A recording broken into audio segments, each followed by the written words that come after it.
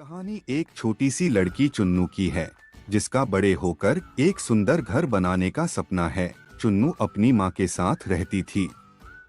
एक दिन उसकी माँ ने उसे बाजार घुमाने के लिए ले गई, जहाँ उसने एक आदमी को मोमो बेचते हुए देखा। चुन्नू ने मोमो का स्वाद नहीं चखा था, तो उसने अपनी माँ को बताया और मोमो खरीदने के लिए कार्ट की ओर इशारा किया।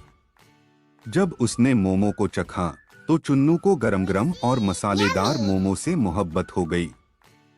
दिन बीतने लगे और अब उसकी माँ बहुत बीमार होने लगी थी और एक दिन चुन्नू की माँ उसे इस दुनिया में अकेला छोड़कर चली गई। अब चुन्नू ने अपने पेट पालने के लिए मोमो दुकान में काम करना शुरू किया, जहाँ उसको अपने पसंदीदा मोमो मुफ्त खाने को भी मिलते थे।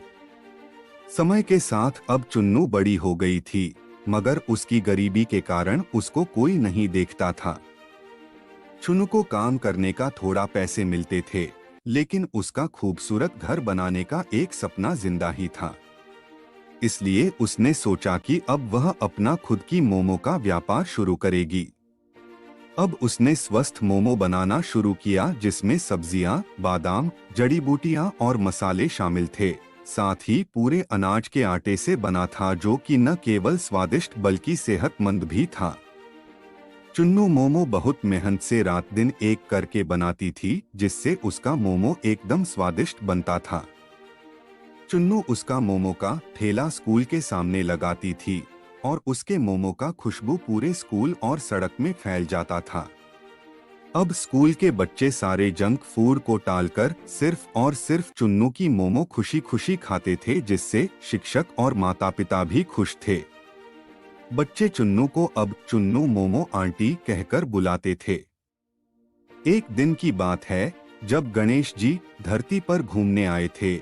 उन्होंने देखा कि एक शहर में बच्चे जंक फूड के कारण बीमार हो रहे हैं, इसलिए अब गणेश एक टेस्टी और यमी खाना ढूंढने की कोशिश कर रहे थे, जिसे बच्चे पसंद करें और जंक फूड को भूल जाएं। इसी खोज में एक दिन जब गणेश जी एक गांव में सड़क पार कर रहे थे, गणेश जी को खाने का खुशबू ने ललचाया और उन्होंने तय किया कि वह उस स्वादिष्ट मजेदार खाने को टेस्ट करेंगे। अब गणेश जी ध्यान देकर देखते हैं कि वह खुशबू चुन्नू के मोमो के ठेले से आ रही है। गणेश जी ने चुन्नू के मोमो का स्वाद लिया और मोमो बहुत स्वादिष्ट और सेहतमंद पाया।